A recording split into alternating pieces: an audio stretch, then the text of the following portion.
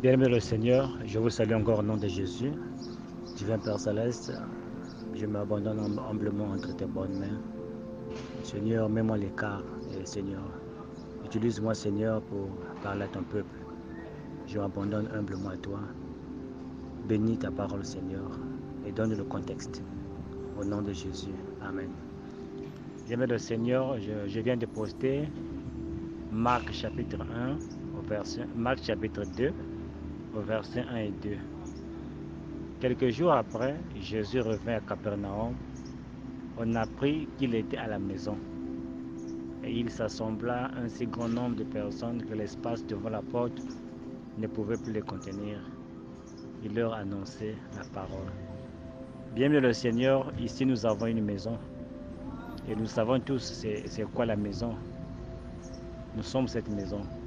Et bien-aimé le Seigneur, quand nous repartons dans le naturel, cette maison était toujours là. Peut-être c'était une maison qui n'était pas achevée. C'était une maison peut-être qui n'attirait pas l'attention des voisins. C'était une maison même qui était peut-être au bord d'une poubelle, bien aimé le Seigneur. Les gens passaient, les personnes avaient prêté attention à cette maison-là. Peut-être elle n'était pas peinte, ou bien il n'y avait pas de mur. Il n'y avait rien de captivant qui pouvait attirer l'attention des gens, bien aimé le Seigneur. C'est ce qui se passe avec les vies que nous avons. Comme on dit en anglais, nous sommes des messes. Et il n'y a rien qui puisse attirer l'attention de qui que ce soit dans nos vies.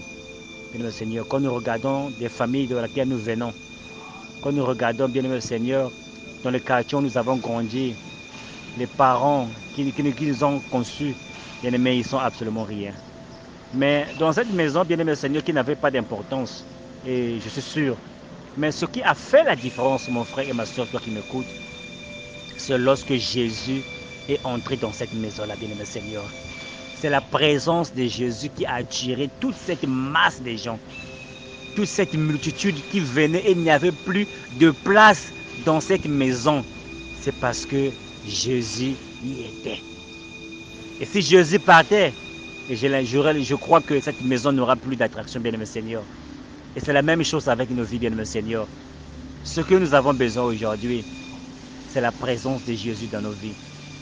Lorsque Jésus est là, il va attirer beaucoup de choses. Des choses parfois que tu ne peux pas de toi-même. Des endroits que tu ne peux pas atteindre de toi-même. Des opportunités que tu ne peux pas atteindre de toi-même, bien-aimé Seigneur. Mais lorsque Jésus, tu lui as donné une place importante dans ta vie, il est rentré dans ta vie, non pas comme un locataire, mais il est venu, non pas comme un réfugié, mais il est venu comme un résident permanent dans ta vie, bien-aimé Seigneur. Et tu verras, mon frère, tu verras, les choses commenceront à se manifester dans ta vie, bien-aimé Seigneur. Les choses commenceront, cette maison qui n'avait pas de valeur, toi à qui les gens ne prêtaient pas attention parce que tu es cette maison qui n'a pas Jésus. Mais dès que Jésus, tu vas permettre à Jésus de rentrer dans ta vie, tu verras la différence, bien-aimé Seigneur. Et ces gens qui viennent de cette maison, d'autres étaient des hommes d'affaires, d'autres étaient des chefs de compagnie, d'autres étaient des chefs d'entreprise. Et ce qui se passe dans la vie d'un chrétien, lorsqu'il accepte que Jésus puisse s'installer dans sa vie, bien-aimé Seigneur. Il y a peut-être quelqu'un qui m'écoute ce matin, qui peut-être prend à la légère sa relation avec Jésus. C'est le temps de se réexaminer, de voir là où ça ne va pas et de mettre les choses en ordre. Être comme cette femme qui avait perdu une perle de valeur. Elle a pris le balai, elle a balayé, elle a balayé. C'est ce que tu dois faire, bien-aimé Seigneur. Peut-être il y a quelqu'un qui, à un moment donné, marchait avec le Seigneur et à cause des soucis, il a abandonné. C'est le temps, mon frère, de te remettre en question et de te lever, bien-aimé Seigneur, et de permettre à Jésus de s'installer dans ta vie, qu'il soit le Seigneur et le Sauveur. Et ces choses dont tu recherches viendront dans ta vie.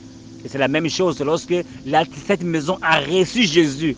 Une foule de gens sont venus, il n'y avait plus de place.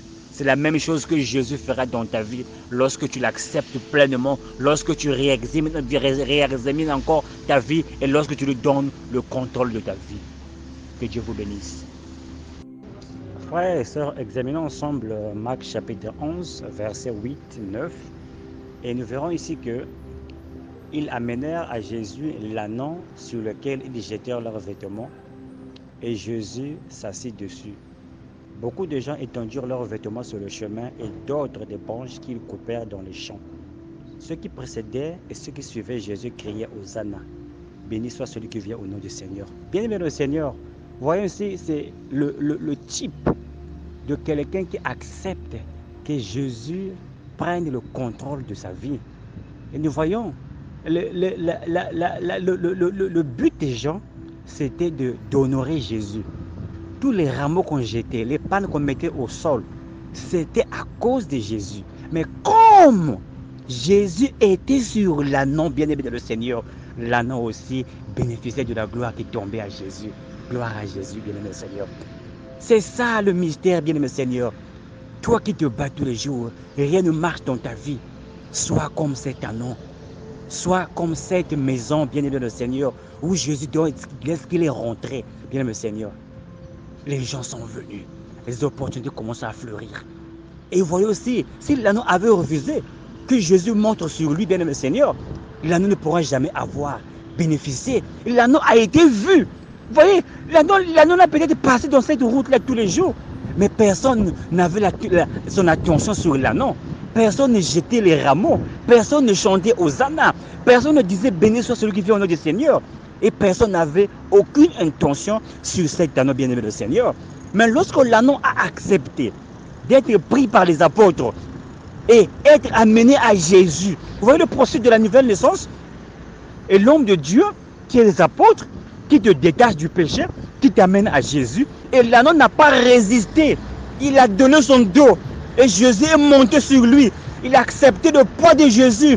La Bible dit que c'était un petit ânon, mais il a pris le poids d'une personne qui avait presque 30 ans, plus de 30 ans. C'est ce qui se passe quand tu acceptes Jésus.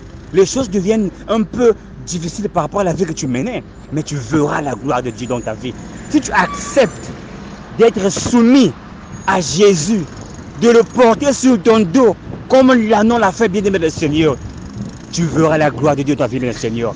Lorsque les gens chantaient, jetaient les palmes, criaient, mettaient les palmes pour que Jésus passe, l'agneau aussi, on voyait en même temps l'agneau.